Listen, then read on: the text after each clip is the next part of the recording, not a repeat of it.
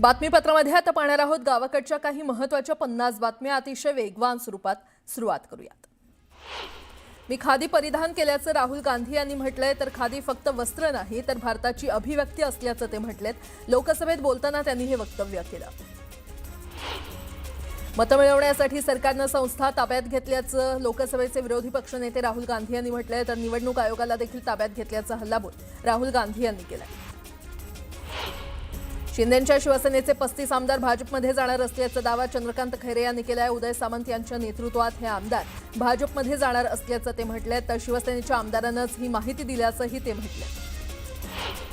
भाजप प्रदेशाध्यक्ष रवींद्र चव्हाण आणि मिलिंद नार्वेकर यांच्यामध्ये चर्चा झाली आहे. यावेळी त्यांच्यासोबत ठाकरेंच्या शिवसेनेचे आमदार सुनील शिंदे उपस्थित होते. राजकीय कटुता दूर ठेवत तिन्ही नेत्यांची चर्चा झाली आहे.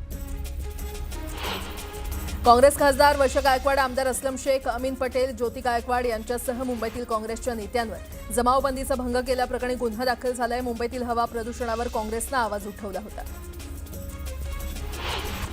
धाराशिव शहरातील ईव्हीएम ठेवलेल्या स्ट्रॉंग रूम बाहेर मशीनचा संशयास्पद आवाज आल्यानं गोंधळ झाला. न्यायालयाच्या आदेशानं पुढे ढकललेल्या शहरातील 3 प्रभागातील निवडणुकीसाठी ईव्हीएम पडताळणी केली जात होती.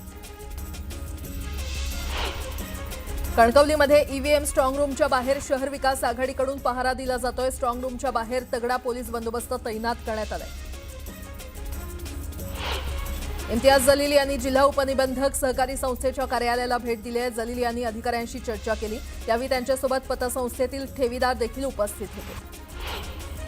पालघरमधल्या तलासरीच्या काजळीतील सहकारी संस्थेची जमीन प्रकरणात विनोद निकोलेंनी सहकार मंत्र्यांना पत्र लिहिलंय. 7 कोटींची जमीन 70 लाखांना विक्री केल्याचा आरोप केलाय. पोलीस गुन्हा दाखल करत नसल्याचाही आरोप केलाय. तातडीनं कारवाई करण्याची मागणी करण्यात येते. धुळे गुरुद्वाराचे प्रमुख संत बाबा धीरज सिंग खालसा यांचं निधन झालंय. त्यांच्यावर एका मुंबईतील नामांकित खासगी रुग्णालयामध्ये उपचार सुरू होते. एका सेवेकरीनं केलेल्या हल्ल्यामध्ये ते जखमी झाले होते. अलिबागच्या नागावमध्ये बिबट्यानं दहशत माजवली आहे. या बिबट्यानं आतापर्यंत 5 जणांवर हल्ला केलाय. यामुळे नागरिकांमध्ये भीतीचं वातावरण आहे. तातडीनं या बिबट्याला जेरबंद करण्याची मागणी करण्यात आली आहे. संगमनेरच्या घारगावात एका 5 वर्षीय चिमुकल्याचा मृतदेह आढळलाय. आईवडिलांनीच त्या चिमुकल्याची हत्या केल्याची माहिती समोर आली आहे. सोलापूर बार्शी महामार्गावरील मानेगावजवळ दुचाकी आणि टिप्परचा भीषण अपघात झाला. अपघातामध्ये 2 वर्षीय चिमुकल्या नातवासह आजोबांचा जागीच मृत्यू झालाय. मलकापूर रेल्वे स्टेशनवर मालगाडीचे 2 डबे घसरले. यामुळे मध्य रेल्वेची नागपूरकडे जाणारी रेल्वे वाहतूक विस्कळीत झाली आहे.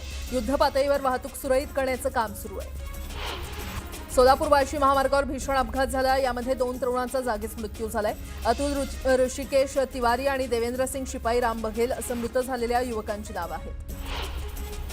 अंबरनाथ तालुक्यातील आंबेशिव गावात मानवी वस्तीत बिबट्या आढळला. यामुळे नागरिकांमध्ये भीतीचं वातावरण आहे. तातडीनं बिबट्याचा बंदोबस्त करण्याची मागणी होते. जळगावच्या चोपड्यात महाविस्तार ॲपमध्ये शेतकऱ्यांची नोंदणी करण्यासाठी कॅम्पचं आयोजन करण्यात आलंय. कृषी अधिकाऱ्यांच्या उपस्थितीत शेतकऱ्यांची नोंदणी करण्यात येते. परभणी जिल्ह्यातील हजारो शेतकरी अनुदानापासून वंचित असल्याचा आरोप प्रहारनं केलाय. तातडीनं अनुदान देण्याची मागणी करण्यात आली आहे. नंदुरबारमध्ये हिंदू संघटनांनी लव जिहाद विरोधी कायद्याची मागणी केली आहे. यासाठी विविध संघटनांनी जिल्हाधिकाऱ्यांना निवेदन दिलंय.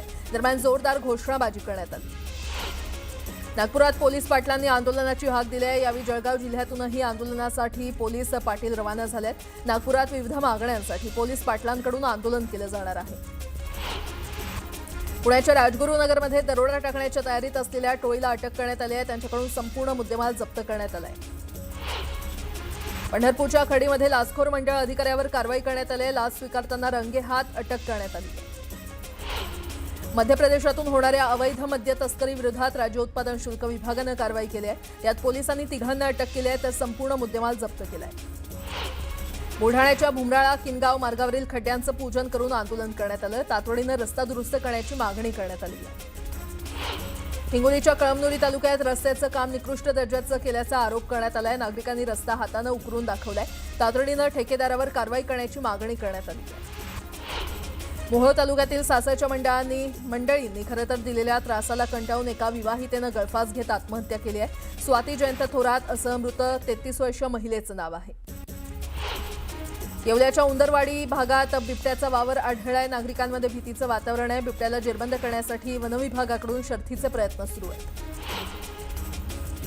आंतरराष्ट्रीय पुणे सायकल मॅरेथॉन स्पर्धेच्या कामाला वेग आलाय. कोट्यवधी रुपये खर्च करून रस्ते दुरुस्तीची कामं सुरू आहेत. 19 जानेवारीपासून ही आंतरराष्ट्रीय मॅरेथॉन सुरू होणार आहे.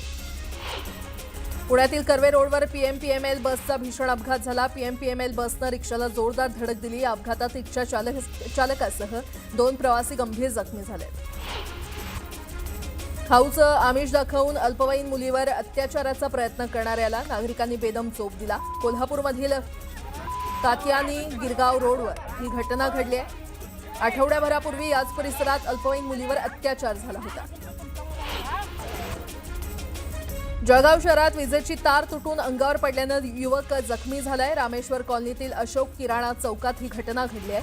या दुर्घटनेत 2 वर्षाचा बालकही जखमी झालाय. धाराशिव साई कला केंद्रातील नृत्यांगना आणि तिच्या प्रियकराचा वाद झाला. या वादानंतर अश्रुबा कांबळे या 25 वर्षीय तरुणानं गळफास घेऊन आत्महत्या केली. धाराशिवच्या चोराखळीमध्ये ही घटना घडली आहे. छत्रपती संभाजीनगरमधील बनगाव लाहुकी फाट्यावरील चौकात स्पीड ब्रेकरचा अंदाज न आल्यानं चालकाचं नियंत्रण सुटलं. अनियंत्रित झालेली कार दुभाजकाला धडकली आणि कारनं पेट घेतला. सुदैवानं कारमधील 5ही प्रवासी सुखरूप आहेत. आज जागतिक भ्रष्टाचार विरोधी दिन आहे आणि आज महाराष्ट्राची सकाळ नोटांच्या बंडलबाजीनं झाली.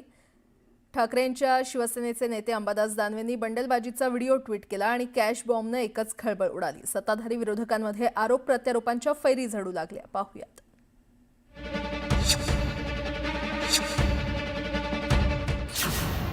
अंबादास दानवेंचा कॅश बॉम्ब.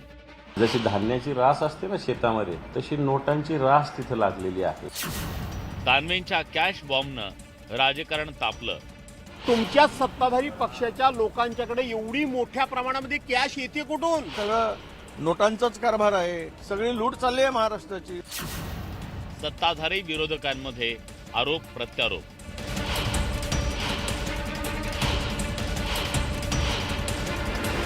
राज्य विधिमंडळाचं हिवाळी अधिवेशन सुरू असतानाच ठाकरेंच्या शिवसेनेचे नेते अंबादास दानवेंनी एक व्हिडिओ पोस्ट करून खळबळ उडवून दिली. अंबादास दानवेंनी पोस्ट केलेल्या या व्हिडिओत एक व्यक्ती पैशांचं बंडल मोजत असल्याचं दिसून येतोय. या व्हिडिओत शिवसेना आमदार महेंद्र दळवी असल्याचा आरोप अंबादास दानवेंनी केला. या सरकारकडे फक्त शेतकरी कर्जमाफीसाठी पैसा नाही, बाकी सगळं ओके आहे, अशी खोचक टीका त्यांनी केली.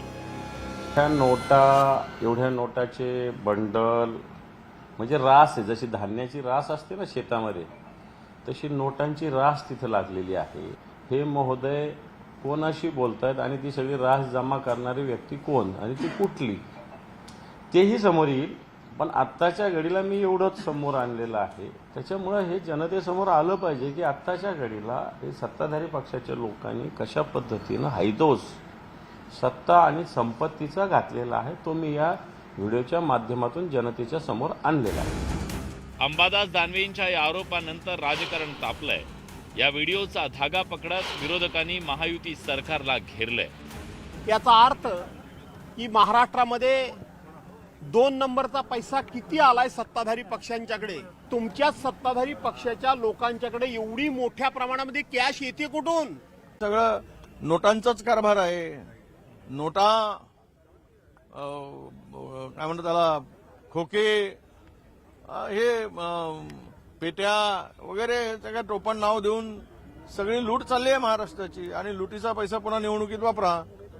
तर शेतकऱ्यांना देण्यासाठी पैसे नाही, कर्जमाफीसाठी पैसे नाहीत, पण नोटाचे बंडल यांच्याकडे कुठून येतात याची चौकशी व्हावी, अशी आमची मागणी आहे. तो व्हिडिओ पाहिला असेल, तो व्हिडिओ एक अर्थी जे सरकार आहे त्याचं प्रतीक आहे. जिथे सरकारकडे कर्जमाफीसाठी पैसे नाही आहेत, तिथे हे आमदार, यांचे सत्ताधारी आमदार पैशांच्या बॅगा घेऊन फिरतात. हेलिकॉप्टरमध्ये ज्या बॅगा घेऊन फिरतायत आणि हे जे आनंद सुशिधाचं वाटप चाललंय, ते नेमकं कोणाचं आहे? या प्रकरणात शिवसेना आमदार महेंद्र दळवी पुढे आले. त्यांनी दानवेंचा आरोप फेटाळून लावत या प्रकरणाची चौकशी करण्याचं आव्हानच दानवेंना देऊन टाकलं. अंबादास दानवेच्या या सगळ्या गोष्टीची कीव तर नक्की येते. अशा पद्धतीचं बदनामी कटकाचं रचणं हे काय ठीक नाही आहे. त्यांनी फोटो खरंच जर दाखवावे जर असतील त्यांचे पुरावे तर माझं ना ओपन चॅलेंज आहे. यातला अंशतः जरी फोटो एखादा खरा असेल तरी मी आमदारकीचा राजीनामा द्यायला तयार आहे. पण आम्हाला बदनाम करणं, शिंदे गटाला बदनाम करणं हे त्यांचं कायमचंच झालेलं आहे आणि म्हणून त्यांच्याकडनं अशा प्रतिक्रिया नेहमी येत असतात. महेंद्र दळवीच दिसत आहेत ना, ते महेंद्र दळवीच दिसत आहेत आणि समोरचाही जो व्यक्ती आहे तोही तपासावा पोलिसांनी. ओळखतो म्हणून मी व्हिडिओ ट्विट केलेला आहे. मी काय बिनओळखीचं ट्विट काय बिलकुल केलेलं नाही. पोलिसांनी चौकशी करा एवढंच माझं खुलं आव्हान आहे बस. दानवेंनी फोडलेला कॅश बॉम्ब आणि त्यानंतर विरोधकांनी टाकलेल्या आरोपांच्या फैरीनंतर महायुतीचे नेते पुढे सरसावले. बेछूट आरोप करत बदनामीचा प्रयत्न असल्याचा पलटवार सत्ताधाऱ्यांनी केला. दृश्य जे काय त्याला आम्ही सामोरं जायला तयार आहोत. ज्याला कर नाही त्याला डर नाही आणि त्या उक्तीप्रमाणे आमच्या आमदारांनी सांगितलेलं आहे आणि जे वस्तू त्यांनी जर एवढं ठासून सांगितलेलं आहे की त्यांनी चेहरा दाखवावा आणि माझा राजीनामा घ्यावा, ह्याच्या पलीकडे अजून काय पाहिजे तुम्हाला? पाहिलं असेल चौकशीमध्ये काय निघालं. संजय शिरसाटाच्या बाबतीतही अशी बदनामी करण्यात आली आणि दानवेच्या बाबतीतही जे आरोप करण्यात आले. आताही दळवीच्या बाबतीमध्ये असेच पद्धतीचे आरोप केले जात आहे. शिवसेना टार्गेट केली जाते असं म्हणणं चुकीचं आहे. बॅगाच्या मध्ये पैसे सापडले, इथे पैसे सापडले, चौकशीत येईल ना, चौकशीत येईल. त्यामुळे कोणी काही आरोप केलं म्हणजे डायरेक्ट फाशी करायची असं काही नियम नाहीये. असं काहीतरी दाखवायचं आणि मी कसं शिवसेनेच्या आमदारांना अडचणीत आणतोय हे त्यांच्या नेत्यांना दाखवून तिथं आपली कॉलर टाईट करण्याचा प्रयत्न अंबादास दानवेंचा आहे. कधीतरी कर्जतच्या फार्म हाऊसवर तुम्ही सगळेजण पहिले चाला आणि जमिनीमध्ये किती कॅश खोदून ठेवली आहे हे जरा उद्धव ठाकरे आणि आदित्य ठाकरेला विचारा ना, जरा विचारा. आणि त्यांनी त्या कॅश, या सगळ्या कॅश वीसच्या बाबतीमध्ये त्यांनी तर बोलूच नाही, त्यांनी तर बोलूच नाही. नाहीतर एकदा सर्च ऑपरेशन कधीतरी कर्जतचा फार्म हाऊसचं घ्यायला लागेल, मग पळापळ होईल कशी. आणि व्हिडिओ आलेला आहे आता सत्यता तपासतील ना, सत्यता तपासल्यानंतर बोलाय. यापूर्वी मंत्री शिरसाट यांच्या खोलीत पैशांची बॅग घेऊन बसलेला व्हिडिओ व्हायरल झाला.